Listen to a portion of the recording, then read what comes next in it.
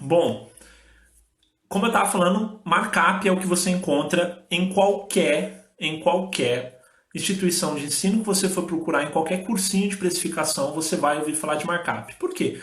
Porque é o que a escola de administração ensina, tá? Markup é um método matemático, uma fórmula, onde ele olha para dentro da empresa com base em algumas projeções e com isso ele chega a um indicador que você aplica sobre todo o seu custo. O que acontece? O markup ele peca por olhar justamente apenas para dentro do negócio. E o desafio agora está em olhar para fora da tua empresa. Aquilo que está dentro do contexto que influencia o negócio. Então, quando a gente fala de precificação, uma reflexão que eu tenho que fazer é: primeira pergunta é quanto me custa o meu negócio? Perdão, quanto me custa o meu produto ou serviço? Tá? E quando eu falo de custo, é muito mais amplo do que propriamente quanto eu paguei pelo aquele produto ou serviço. Custo é algo muito mais abrangente, porque ali eu tenho envolvido taxa de cartão, comissão, royalties, imposto.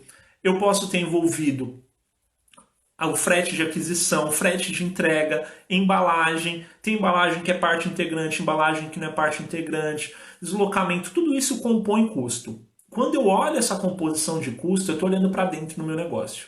Ninguém vai vender nada por menos que lhe custa. Então o primeiro passo é olhar para dentro do negócio e enxergar quanto lhe custa. Quando eu começo a olhar para fora do negócio, eu tenho que entender que uma questão, existe um preço no mercado, você não está criando algo extremamente único, né? Existem produtos similares ao seu, serviços similares ao seu, e isso serve de parâmetro para a gente. Então a segunda pergunta é quanto o mercado cobra? Por que olhar quanto o mercado cobra? Entender quanto o mercado cobra é um processo para a gente trabalhar a questão de estratégia de negócio. Eu vou fazer um exemplo maldoso para vocês, mas imaginem vocês que nós estamos agora aqui indo comer hot dog, tudo bem? Tá à noite, próximo horário da janta, eu vou fazer essa maldade com vocês, nós vamos comer hot dog. Quando a gente está se direcionando ao carrinho do hot dog, nós temos ali 4 carrinhos. 3 carrinhos cobram R$3 e um carrinho cobra 5. O que a gente pensa do cara de 5? É uma afirmação, está caro. Tudo bem? Agora inverte isso. 3 carrinhos cobram 5 e um carrinho cobra 3. O que a gente pensa do hot dog de 3? Que ele não presta. É automático isso na nossa cabeça. Então eu tenho que olhar para o mercado, não é que eu vou copiar o preço do meu concorrente, mas eu vou entender como que eu vou me posicionar, se eu sou melhor ou pior que ele. Porque o preço que a gente coloca no nosso produto ou serviço, ele transmite uma mensagem. E essa mensagem é reflexo da nossa posição de estratégia do negócio, tá? Como eu quero trabalhar com ele. Então, entender essa questão de posicionamento de mercado é muito importante. E aí vocês devem estar falando assim, Felipe, nem sempre o mais caro é bom. Concordo, nem sempre o mais caro é o melhor. Mas ele remete uma impressão de ser melhor. E automaticamente, da mesma forma, o mais barato reflete uma impressão de ser pior. Então, se você tem um produto melhor que o teu concorrente, que o teu serviço é melhor, você precisa se posicionar acima. Você precisa passar essa mensagem pelo teu preço. Não existe isso, o bom, bonito e barato, sabe? Todo mundo fala assim, é bom, bonito e barato.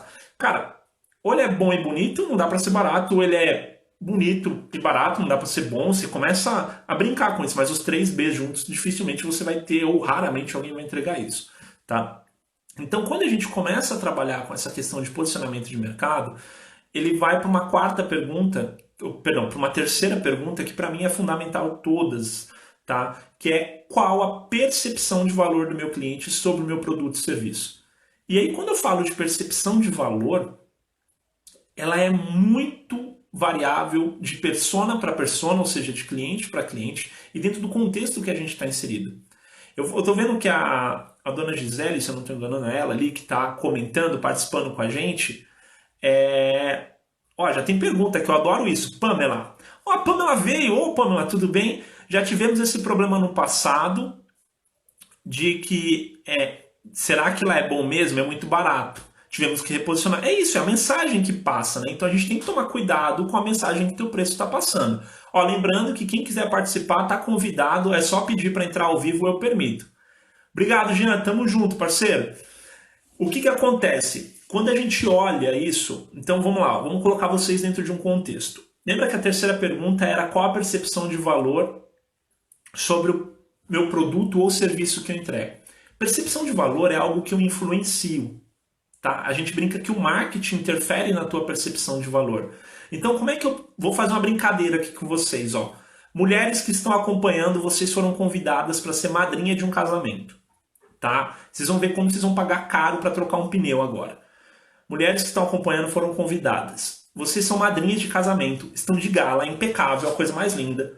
Chegando próximo ao casamento, o pneu do seu veículo fura, o pneu do carro fura, e aí vai ficar salvo, Pamela, vai sim. E a 100 metros de onde seu pneu furou, isso vai ter uma borracharia. E aí você se dirige até a borracharia e o cara cobra R$100 para trocar o pneu. Não estou falando consertar, tudo bem? Para trocar o pneu. A primeira pergunta é, vocês pagariam R$100 nessa condição, nesse contexto, onde vocês são madrinhas de casamento, estão de gala para ser madrinha, estão indo ao casamento, o pneu fura. O cara cobra R$100 para trocar o pneu, vocês pagam? Se a resposta for sim, guarda essa resposta aí. Agora a gente vai mudar o contexto. Você está indo para uma feira comer um pastel, certo? Não tem hora para ir, não tem hora para voltar, tá de roupa tranquila. Chegou, aconteceu a mesma coisa. Furou o pneu a 100 metros, tem uma borracharia, o cara cobra a mesma coisa. R$100 para trocar o pneu, vocês pagam? Provavelmente a resposta é não, quando a gente fala do pastel. E isso é a visão da mulher. Vamos para o homem agora.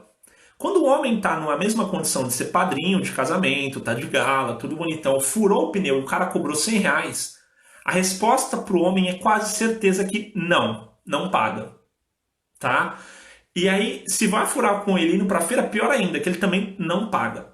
Tá? E aí vocês vão entender por quê. Para a mulher, na cabeça dela, quando ela está indo para o casamento, a conta que ela fez foi roupa de gala, sei lá, R$500, R$300, maquiagem mais R$200, R$300. Chegar no casamento onde eu sou madrinha destruída não tem preço. Tá? Podem fazer um paralelo com a Mastercard, que para tudo tem Mastercard, mas assim, a brincadeira é, não tem preço. Veja, na tua cabeça, aquele momento é mais importante do que o valor de R$100. Vale muito mais aquele momento. Quando você está indo para a feira, é um momento que não vale R$100 aquilo. Então, se você tiver que se sujar a mão, esperar alguém te ajudar, tentar, né? Você vai tentar. Agora, o contexto do casamento tem valor. Agora, para o homem, olha como muda, tá? O homem, ele não pagaria para o casamento. Porque para o homem, a história tem mais valor do que propriamente a roupa. Como assim, Felipe? Vou dar um exemplo. A primeira coisa que o homem ia chegar aí tem o Jean que está acompanhando a gente, eu faço uma provocação. A primeira coisa, se acontece com ele isso, ele ia chegar pro cara no casamento e ele sempre ia contar a história de o quão difícil foi chegar naquele casamento. Porque a história tem valor. Na cabeça do homem ele comprou assim R$100, putz, eu vou dar o dinheiro da gravata, dá pra tomar uns baldes de cerveja, mas perder a história, que eu tive que trocar o pneu, eu cheguei lá sujo. Ele vai contar pra todo mundo isso. Ele vai querer fazer questão de contar isso. Porque pra ele é um ato de homem. Então esse contexto influencia a forma das pessoas pensarem. E isso muda a percepção de valor. Aonde está o desafio? Entender o meu cliente e como ele percebe valor e em qual contexto ele utiliza meu produto ou serviço. Porque aí eu entendo como agregar valor ao meu cliente. E se eu entendo como agregar valor, não é fórmula matemática, a brincadeira fica muito mais fácil. Vamos fazer um outro exemplo maldoso aqui para vocês verem como dá para brincar com agregar valor num produto na hora de precificar. Vamos supor que você vai comprar um carro zero. Não sei se alguém aqui já teve a experiência de comprar um carro zero, mas faça um teste. Mesmo que não for comprar, diga que você vai comprar o top de linha. Quando você chega numa concessionária para comprar um carro, o carro que está na frente é o top de linha. Se for na GM, vai ser o Camaro, vai ser o carro mais top de linha. Quando você chega, esse carro ele não está travado. Você pode chegar, você pode tocar, você vai tocar na maçaneta e ele abre. Quando ele abre, você se desespera, você fala assim, gente, primeira coisa, você olha, se você for pobre igual eu, você vai olhar para o lado para ver se não tem segurança, achando que você vai roubar o carro. Você vai dar aquela olhadinha assim, para um lado, para o outro, tipo, foi sem querer. Né? Na hora que você abre o carro, aí sim o vendedor te aborda. Ele vai chegar para você, ele já sabe que você é pobre. Aí você vai falar, por quê? Porque o cara rico, ele não vai tocar no carro antes de falar primeiro com o gerente ou com o vendedor. Ele primeiro vai conversar com o cara, para depois ver se aquele carro é o que ele quer. Mas o pobre não, ele quer ver o top de linha. Tá? Então na hora que você abre ali, ele já sabe que você é o pobre. Então ele fala para você assim, tipo, isca fácil, tá? O Jean colocou aqui, Felipe, posso aplicar no planejamento do meu negócio também, esse negócio que já está em andamento? Em ambos, Jean, em ambos dá para aplicar, tá? Isso funciona para qualquer negócio. Quando a gente chega no carro e abre a porta, o vendedor fez a leitura de quem é o cliente, tipo, que não vai comprar esse carro. Vamos supor que estamos na GM, tudo bem? Aí temos aquele Camaro lindo, amarelo, propósito, né? Amarelo por causa da música, para ficar legal. Quando você entra, abre a porta, o vendedor fala, pode sentar. Por que pode sentar? Porra, porque é o carro mais top. Você vai sentar no banco mais confortável, que eles têm no acabamento melhor, kit multimídia é o melhor que tem no mercado e tal. Pô, é um puta combo de valor que tá ali dentro. Aí o vendedor do nada saca uma chave e fala pra você, quer ligar? Puta, o cara tem quase um orgasmo com o ronco do motor que tem lá dentro. Né? Então na hora que ele bate a chave, ele fala, nossa, olha o ronco desse carro. E aí o vendedor começa, são tantos cilindros, tantos cavalos de potência, e começa a te dar um monte de informações que a princípio para você não valem de nada, mas começam a entrar na tua mente, que é a percepção de valor do Camaro.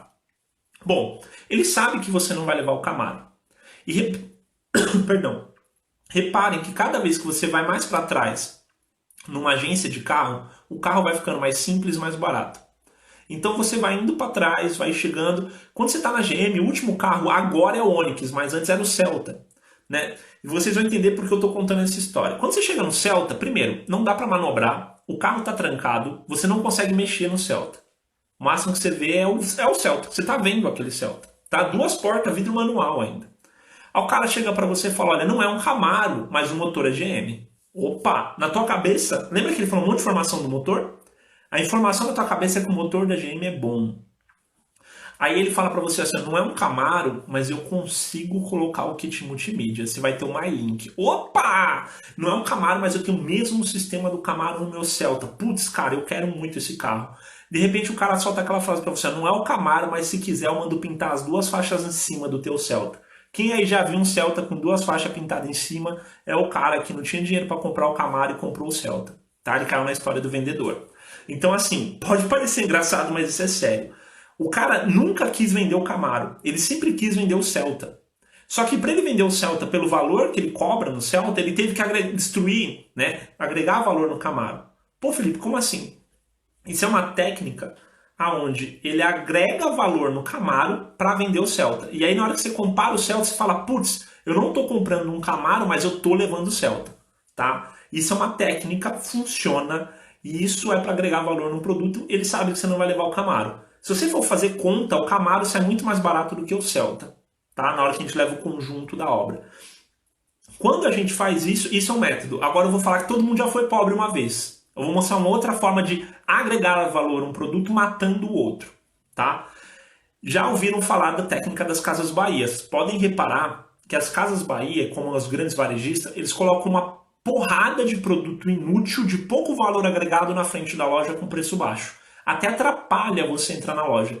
Por que isso? É para você entrar pelo menor preço. Então assim, Casas Bahia, deixa eu lembrar um produto que de cara... Ó, pronto, lembrei. Casas Bahia, o que a gente, primeira coisa, enxerga na Casas Bahia é aquele produto panela de arroz, sabe? Aquele panela de pressão, panela de arroz, que eles põem uma pilha, aquela porcaria de pilha não diminui, você tem que desviar daquilo para entrar na loja. E reparem, na hora que você toca, você não precisa nem tocar, você chega perto de uma panela de arroz daquela, brota vendedor perguntando para você se ele pode ajudar. E sem você respirar para responder, ele já começa a te dar um monte de informação que você não pediu. Ele já começa a falar assim, olha, essa é uma panela de arroz que ela só faz panela de arroz, ela tá em promoção, ela tá por R$ 69,90. Aí você fala assim, cara, eu não quero a porra da panela de arroz. Só parei pra ver que produto era esse. Ele fala, mas eu tenho uma... Aí ele respira. Mas eu tenho uma outra ali no fundo que ela é 3 em 1. Além de cozinhar arroz, ela também faz legume no vapor, ela faz pudim, ela serve como grill. Cara, o cara inventou uma porrada de coisa naquela panela. Que ela está por apenas R$ 99,90. Veja, você leva 3 por um preço de uma. Quando ele falar isso, a tua cabeça estava comparando R$ 69,90 numa panela só de arroz. Quando ele falou tudo que agrega a outra, a chance de você comprar um produto de R$ 99,90 para levar para tua casa é muito grande. Então você pode reparar que aquela pilha não diminui. Por quê? Ele não quer vender aquela panela de arroz por R$ 69,90. Ele quer vender o produto que é 3 em 1 por R$ 99,90. Aí você vai falar, Felipe, mas isso é marketing. Sim. Então marketing mexe na tua percepção de valor. Só um adendo aqui, o que é pior? Você vai comprar a porcaria da panela 3 em 1 de R$ 99,90 e não vai usar ela nem para fazer arroz. Ela vai ficar aí na tua casa guardada, estocada, ocupando espaço, gerando pó. Porque você comprou por impulso. tá? Então, assim, entender como o teu cliente percebe valor nas coisas é o segredo. Quando você entende isso, todo o processo de precificação fica mais fácil. Mas Felipe, se eu não posso usar markup, que você falou que não é bom, que é uma roubada do caramba, e você me deu as 3 perguntas, aonde eu vou fazer conta no preço? Então a gente vai destruir teu preço para avaliar ele. Como assim, Felipe, destruir o preço? Eu vou pegar meu preço menos os custos variáveis a ele. Que aí eu vou subtrair isso, tá? Então vamos supor que eu vou pegar um produto de R$ 20, que eu tenho um custo de aquisição de 12. Vou tirar R$ 12 dele, já sobrou 8. Aí você tem taxa de cartão, imposto, comissão, royalties, tudo isso são percentuais sobre o teu preço de venda. Então vamos supor que nessa brincadeira toda, a gente chegou aí em, cara, para facilitar minha vida, 15%. Quando eu pego 15% de 20, eu tenho R$ 3. Então eu tirei 12 e agora eu estou tirando mais 3. Mas Felipe, por que os 15% é sobre o 20? Porque todos esses encargos vão incidir sobre o preço de venda. Então, 15% do meu preço de venda vai me dar R$ 3. Então, 12 mais 3 tem o 15. Lembra que eu cobrava 20? 20 menos 15 me sobrou 5. Quando eu olho para o 5, você vai falar assim: ah, Felipe, R$ 5 é lucro? Não! R$ 5 não é lucro. R$ 5 é margem de contribuição. Como assim, Felipe? É isso que vai ficar para a tua empresa pagar a tua estrutura de custo fixo e, se sobrar, gerar lucro. Ah, mas eu não posso atribuir lucro nele? Não, gente, porque assim, ó, você tem que pagar água, luz, telefone, contador, aluguel, plano de telefonia, teu salário, conhecido como Prolabore. E aí a gente vai olhar para essa estrutura de custo e ver quantos produtos eu preciso vender. Jean, forte abraço, cara, sucesso aí na tua jornada. Vai ficar salva para depois, se você quiser assistir, pode ficar à vontade. Gente, lembrando, hein? Quem quiser participar, fica à vontade, pode perguntar, eu vou interagindo com vocês e a gente vai brincando, não é um monólogo isso aqui, tá?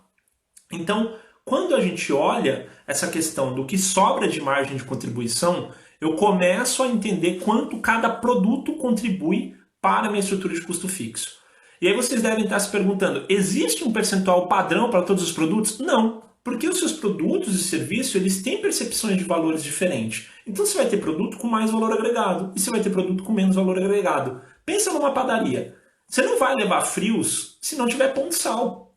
Você não vai levar rosca doce, você não vai levar o leite. Chegou na padaria, não tem pão de sal, não dá para levar as outras coisas. Ah, então a padaria vai cobrar caro no pão de sal. Tá louco? Pode ver que o pão de sal é a isca para você entrar lá. Ele vai ser o cara que vai ter a menor margem na padaria. Se duvidar, 0 a 0, não ganha nada. Mas ele ganha quando? Quando você leva frios, quando você leva leite, quando você leva rosca, quando você leva as outras coisas que estão na padaria. Porque o pão é a isca para você entrar. Ah, Felipe, eu posso ter um produto isca? Pode, depende da estrutura do teu negócio. Teu negócio foi concebido para um único produto ou um produto de entrada? Paciência, você vai ter que trabalhar com uma margem melhorzinha. Agora, eu recomendo que vocês tenham produtos diferentes com margens diferentes. Então, assim, dentro da tua gama de serviços, você vai ter um produto que é de entrada, você vai ter um produto que é para um cliente mais maduro. Isso você vai brincando. Então, muitos dos clientes se perdem quando eles estipulam um preço único para um mesmo produto, né? Eu sempre entro em desespero quando eu vou numa feira. Aí você vai falar, Felipe, por quê? Porque o pastel na feira, com exceção do especial, seja o de queijo, ou seja, o de palmito ou de carne seca, o preço é o mesmo. Você vai pagar R$ 6 por qualquer pastel. E aí, se o cara que está ali no empreendimento, mas na média fica tudo bem. Gente, entenda que assim, não estou falando que é para você ter preços diferentes, isso é cultural nas pessoas. Mas o cara que, se eu for comprar, é certeza que eu não vou comprar o pastel que custa menos. Putz, jamais vou comprar um pastel de pizza. Aí você vai falar, Felipe, por quê? Porque, cara, aqui custa menos pro cara. Quando eu vou comprar, eu vou comprar o mais caro. Tipo, vou levar o de carne seca, o de palmito. Por quê? Porque eu sei que custa mais caro para ele.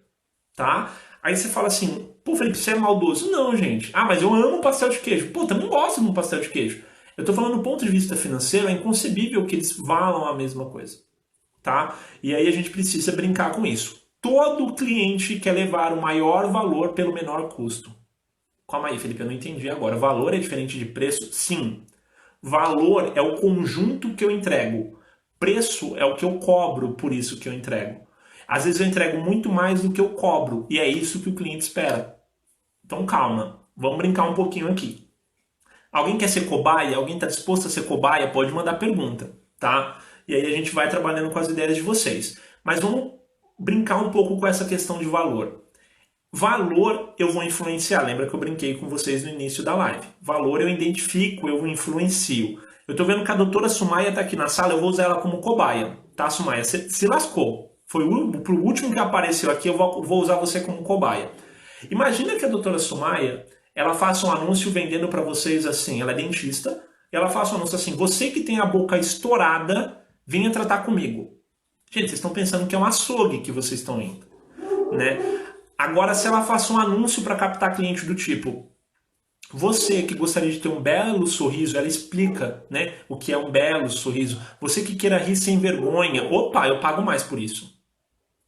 Porque, veja, é a forma que eu estou gerando valor para o meu cliente. Da mesma forma que ela fala para você assim, olha, o tratamento seria colocar um aparelho. Tipo, destrói valor. Se ela fala assim para você agora, não, a gente vai fazer um tratamento nos quais ela explica as etapas do tratamento para você, onde a gente vai entrar com um aparelho, depois a gente vai ter a parte de movimentação. Tudo isso você vai explicando para o cara, ele começa a enxergar valor. Então, assim, você tem que entender quais etapas do processo agrega valor para um cliente. Então, às vezes o cara fala assim, vou cobrar mais caro porque eu troquei a máquina. Tô vendo que a Tássia lá do Salão Toque Final acabou de entrar aqui também. Aí a Tássia fala assim, vou cobrar mais caro porque eu troquei o secador. Tá louca? Pro cliente ela não quer nem saber se o secador é A ou se ela quer o cabelo seco. Ela quer o trabalho bem feito. Você não vai cobrar mais caro para um cliente porque você não é dono da estrutura, a não ser que ele perceba valor. Gente, não existe uma regra matemática para precificação. Preço ele vai ser influenciado por três coisas na tua empresa. Quanto me custa, quanto o mercado cobra e qual a percepção de valor. Quanto me custa? Isso aqui a gente está falando de financeiro. Quanto o mercado cobra? Estratégia de negócio. Qual a percepção de valor? Marketing. Então, para formar preço, eu tenho que navegar nas três áreas. Tá? Preço ela vai ser reflexo da tua estratégia de negócio com a tua campanha de marketing, não podendo ser inferior ao teu custo. Isso é preço. Felipe, mas as pessoas não enxergam valor no meu produto. Será que você não está com o cliente errado ou será que teu produto não é bom? Das duas, uma. O conjunto não vale o que você está cobrando. Porque assim, eu já vi casos da gente mudar o nome da hamburgueria, mudar o nome do lanche e o lanche sair de R$ 13 e ir para 19. O lanche sendo o mesmo. Mas aí você começou a atingir pessoas diferentes. Opa! Então o cara que reclama que teu produto está caro, ele não é o teu cliente. Agora, se todo mundo reclama que teu produto está caro, a gente está falando de um de um produto que às vezes não está bom. Tá? Então eu preciso entender em qual contexto o meu negócio está inserido. Precificar é algo simples, né? Tem gente que fala assim, multiplico por 2. Cara, na boa, se fosse tão fácil fazer isso, eu não tinha estudado tanto. Tá? Precificação, a gente precisa entender algo muito maior, ela reflete isso. E quando o preço está bem feito, a gente vê um consumo e as frases devolvendo assim, nossa, um preço justo, nossa, vale o que eu pago, é sinal que está bem. É sinal que está bem feito, que está refletindo aquilo que você está cobrando. Tá? As pessoas têm medo de cobrar, eu acho engraçado isso. Eu fiz um trabalho no restaurante aqui em Parelheiros que a gente mexeu no preço em aproximadamente R$ 4 o quilo. Tem gente que fala assim, nossa, R$ 4 o quilo? Gente, R$ 4 o quilo, a gente está falando de 40 centavos a cada 100 gramas. A gente está falando que teu preço no prato vai aumentar em média 1,20. Mas, Felipe, é um absurdo. Não é um absurdo, as pessoas pagam, elas não percebem isso. Porque ela entende que vale, tá? Aí, então, vamos lá, a Andresa está perguntando aqui, faz sentido eu aumentar o preço dos meus produtos cada vez que a minha marca fica mais famosa? Depende, Andresa. Por que depende? Isso pode ser uma estratégia, tá? Para você não querer atender as pessoas de classe mais baixa. Ou você gerar uma relação de escassez. Isso faz o teu produto ficar mais caro. Aí você vai falar, Felipe, como assim? É uma boa pergunta isso, tá? Marca famosa, ela gera uma demanda alta. E aí, se eu gero uma demanda alta, eu preciso saber para quem eu estou gerando demanda. Então, assim, vamos pensar numa Daslu, que hoje praticamente morreu, não existe mais Daslu. Mas Daslu era a marca top, né? Então, imagina assim, se ela barateia isso, vira uma marca popular, ela não é quem ela quer atingir, tá? Então, eu posso ir ranqueando o meu produto conforme quem eu quero atingir. Se eu quero atingir povão, eu não vou subir. Agora, se eu quero atingir um povo mais elitizado, a tendência é que eu vou dando glamour ao meu preço, vamos dizer assim, é o termo que o mercado usa. tá? Tá claro sobre a primeira pergunta? A Andresa solta outra pergunta aqui. Ó, quem quiser perguntar ao vivo, permito participar da live, hein? Não há problema. Tá convidado, tá bom? Então vamos lá, a Andresa tem outra pergunta aqui, ó. Eu vejo muitas pessoas multiplicarem o custo por 3 e esse preço cobrar do cliente. Tem coerência? Não, não faz sentido. Não faz sentido multiplicar por 3, por 5. Eu já vi multiplicador de 7. Tipo, não faz sentido. De onde o cara tirou que esse número é o ideal? Ah, porque um dos que você multiplica é o custo. Vai, vou pegar o exemplo do 3, que eu já escutei isso no cliente. Um que você multiplica é o custo, o outro que você multiplica é para pagar o custo fixo e o terceiro você ganha. Tá louco? Tá doido? Não existe isso. Tá? A ideia de um multiplicador, ela funcionava nos anos 90, lá atrás, aonde você demandava mercado. Tipo, você controlava a demanda. Hoje não é assim. Hoje a oferta é muito maior que a demanda. E eu preciso entender quem é o meu cliente para posicionar o meu produto. Eu canso de dar um exemplo quando eu pego o atendimento que tem mulheres, que é o exemplo da calça leg. Então vou usar você como cobaia, Andresa. Imagina uma calça leg, tudo bem? Calça de academia. Quando eu falo para você que uma calça é R$ 30, o que você pensa? Que ela não presta. Eu tenho quase certeza que na tua cabeça vai assim, nossa, não compro. Por quê? Porque você vai estar vendo uma calça que ela vai ficar transparente, provavelmente. Aí você vai falar, meu, não compro. Tá? Agora, se eu falo que essa calça vale, né, que aí né, custa, vale R$ 100, na tua cabeça, opa, já paro para ver. Muito provavelmente eu compraria. Ah, a Gisele tá falando que nunca compraria uma calça leg por R$ 30, né? Então, assim, a ideia é entender, por mais que ela te custe, tipo, R$ 15 o processo de produção, R$ 20, você não vai vender ela por 30. Se as pessoas entendem que ela vale 100, venda por 100. Ponto e acabou. Ah, mas Felipe, você não acha? Não existe essa regra, tá? A gente precisa entender que essa ideia do multiplicar por 2, por 3, que muita gente faz, desculpa, aí eu vou ser muito franco para você. Todos que eu atendo que trabalham com multiplicador, esse negócio de pega um custo, multiplico por 2, multiplico por 3, estão ferrados, para não usar outra palavra, financeiramente. Porque eles esquecem de olhar para o mercado, eles esquecem de posicionar a estratégia deles, eles esquecem de trabalhar a questão de percepção de valor. E tem uma outra coisa, quando a gente monta tudo isso, e aí vocês vão ficar um pouco assustados agora, porque vocês estão achando que precificação só era uma multiplicação ou uma divisão, quando a gente entende isso, a gente entra numa questão onde a gente trabalha uma matriz que eu desenvolvi para trabalhar giro versus margem de contribuição de cada produto. E aí eu vou ter 4 cores que eu brinco, que é o produto azul, produto verde, amarelo e vermelho. Tá? Eu vou fazer uma publicação em breve disso, eu prometo para vocês. É que tá um pouco corrido mesmo, a loucura aí desses dias. Mas aonde a gente vai trabalhar estratégia de precificação. Pô, Felipe, estratégia de precificação é muito mais complexo do que formar o preço de fato. Você vai falar por quê? Porque primeiro eu vou avaliar meus produtos, eu vou entender como eles se classificam. E daí eu direciono o produto assim, ó, produto classe A, produto classe B, produto de giro alto, produto de giro baixo. Você começa a trabalhar com isso. Então, entender essa brincadeira da precificação para trabalhar a estratégia, gente, fica muito gostoso de fazer. Teve um cliente que foi muito engraçado, eu vou até citar o nome dele porque o cara é parceiraço. Eu vou convidar ele para uma live ainda, para ele dar um depoimento pra gente. O Anderson e o Michel, lá do Barriga Cheia, uma hamburgueria que fica na região do Pedreira. Vou convidar eles para falar com a gente. A gente refez todo o cardápio deles. A gente tirou sobremesa. A gente trabalhou a questão de bebidas, a oferta de lanche. A gente enxugou a empresa dele. Por quê? O cara tinha uma carta de sobremesa do cacete. Ele tinha um monte de coisa lá, assim, um monte de oferta. Quando a gente ranqueou isso de uma forma estratégica, ele falou, caramba, Felipe, 80% dos meus produtos não vendem. Eu tenho um esforço enorme para vender aquilo que não me dá resultado. Aí a gente começou a estruturar a brincadeira do negócio dele. O primeiro mês ele quis quase me matar, porque o faturamento do cara caiu de 70 para 55 mil. Só que o lucro dele saiu de 1.000 para 9. Eu sempre brinco com ele, eu falo, agora você trabalha menos e ganha mais. Então assim, não estou falando que é para vocês tirarem produto. Mas quando a gente faz preço bem feito e avalia isso dentro de uma estratégia, a gente consegue posicionar produto. Do tipo assim, olha, eu tenho um produto que eu vou trabalhar, cara, no giro. Eu não vou ficar rico de vender pão de padaria, mas eu preciso ter o pão, é giro. E eu vou ter produto que eu vou ganhar dinheiro. Tá? Então a gente precisa entender isso. Esse contexto ele é muito mais amplo, gente. É por isso que eu falei que precificação, muito provavelmente a gente não conseguisse trabalhar numa única live. Porque ele gera uma discussão, ele precisa de uma reflexão. E eu ainda sinto falta de material de apoio, não nego para vocês. Eu estou me estruturando para ter isso. Em breve a gente vai ter live com Flipchart, com essas coisas para ficar melhor o entendimento e eu compartilhando com vocês essas informações.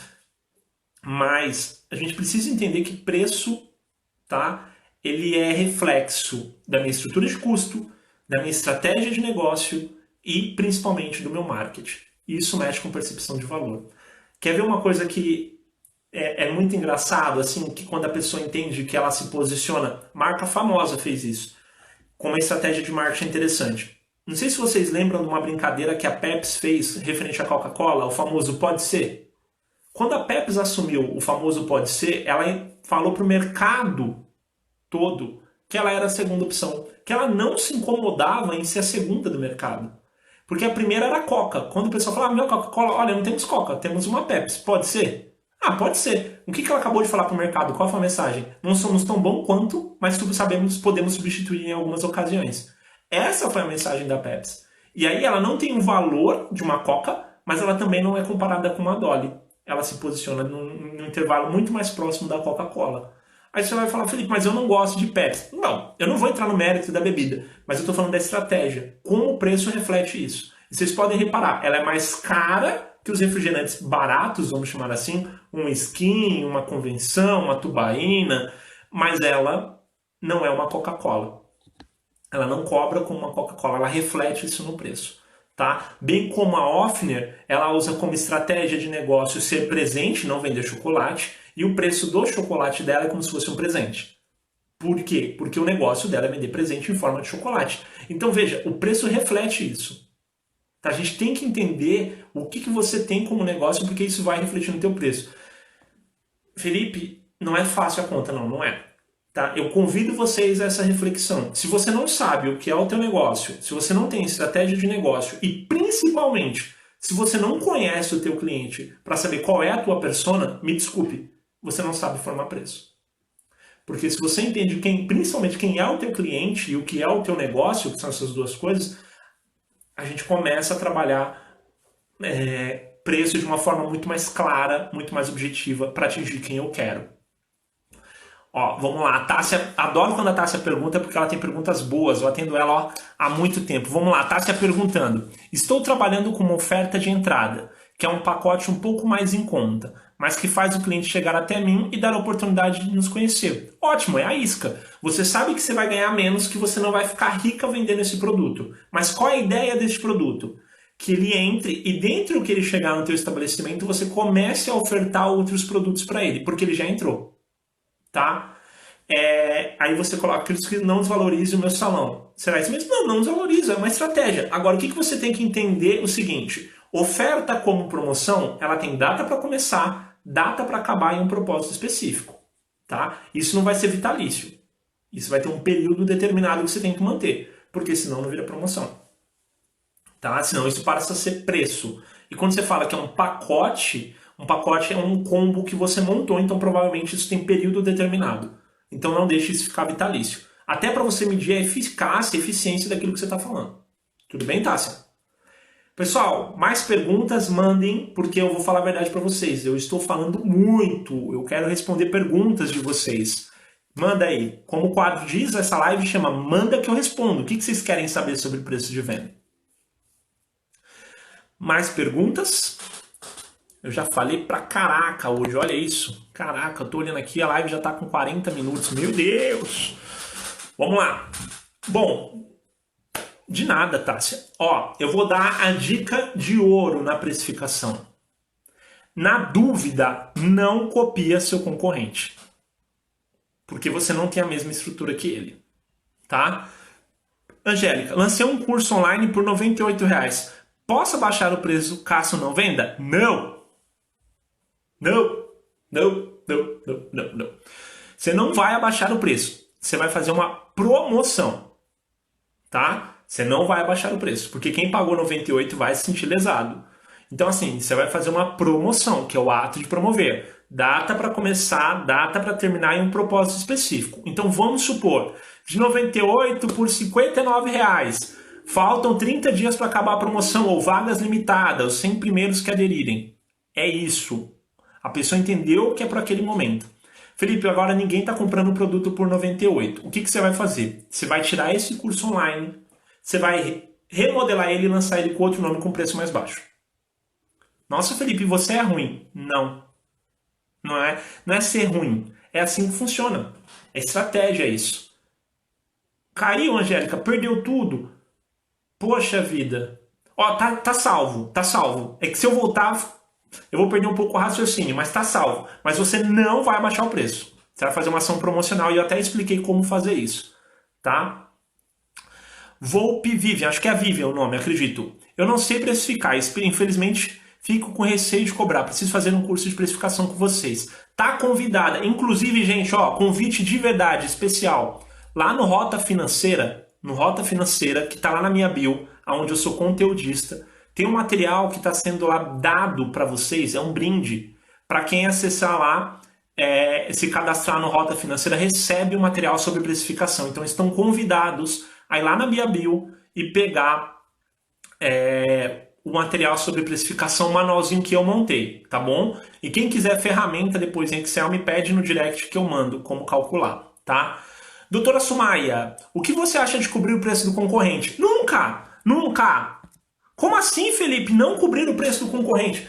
Entenda uma coisa, gente. Se o cliente começou a discutir com você, ó a maldade, ó o Felipe causando maldade. Se o cliente começou a pedir desconto, ó, a maldade aqui, hein? Então presta atenção na maldade. O cliente pediu desconto, ele já tomou a decisão de compra, ele vai comprar de você. E se ele tá chorando desconto com você, por que ele não foi no concorrente? É porque o seu é melhor, ele quer comprar de você, ele só tá querendo ter alguma vantagem. Então aí você não vai cobrir, você vai tentar dar alguma vantagem para ele, em que ele enxergue valor e fique com você, tá? Mas isso a gente tem que entender. Por exemplo, o cara fechou um tratamento comigo, eu vou dar para ele a limpeza, que para você o custo é muito baixo, por exemplo, ao invés de dar o desconto. Tá? Beleza, Angélica? Qualquer coisa depois você me chama, não tem problema. Suelen, você sabe as estratégias de precificação de serviços de coworking? Veja, é dentro do contexto. Como assim estratégia de precificação do coworking? Depende, primeiro, se o teu coworking é nichado. Como assim, Felipe, coworking nichado? Gente, eu vou falar de São Paulo. Já vi coworking de professor, coworking de dentista, coworking de advogado, coworking... tem coworking para tudo. E aí a gente tem que entender primeiro como que é a tua estratégia de negócio. Tudo bem? Porque isso vai refletir na tua estratégia de coworking.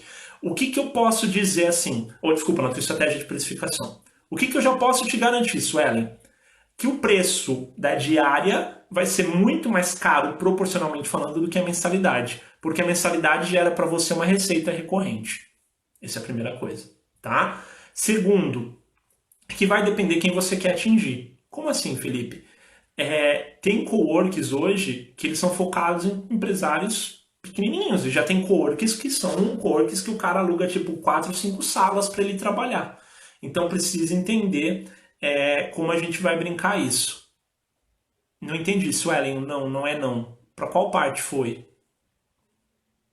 Quer entrar ao vivo, Suelen? Tá convidada. Pede aí, eu deixo. Aí você fala, fica mais fácil.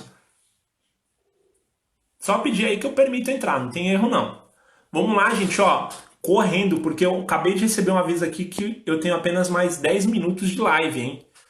Manda as dúvidas aí. Quer entrar ao vivo? Manda aí, Suelen. Eu não entendi a sua... Assim não é não, de verdade. Vivian mandou ali, poxa, que legal. Pode pegar lá, Vivian, você vai gostar. Material que eu fiz, que o Rota tá disponibilizando, tá? Gente, assim, é muito complexo falar de preço. Eu poderia ficar aqui 2, 3 horas discutindo com vocês. Por isso que eu primeiro gosto... não é nichado. Entendi, é um coworking aberto. Entendi. Então, assim, quando a gente fala de um coworking que ele é aberto, eu primeiro tenho que olhar quantas pessoas eu consigo atender. Então, assim, ó, coworking bem focado agora, tá? Ó, explicação para a Suelen, tá bom? Primeiro, eu tenho que olhar quanto me custa o coworking. Lembra? A primeira pergunta. Quanto me custa? Depois, eu vou olhar quantos espaços eu tenho para ver quanto me custa cada espaço, cada posição. Tudo bem? Depois, vou olhar no mercado próximo, parecido com o meu, quanto que as pessoas cobram por coworking. E aí eu vou decidir qual é o perfil das pessoas que eu vou atingir, como agregar valor para ela. E aí eu chego no meu preço. Mas Felipe, dá trabalho. Eu não falei que era fácil? Pô, fosse fácil, desculpa, todo mundo não tinha, tava bem, né? Todo mundo tava empreendendo. Então assim, ó, primeira coisa, Suelen, voltando.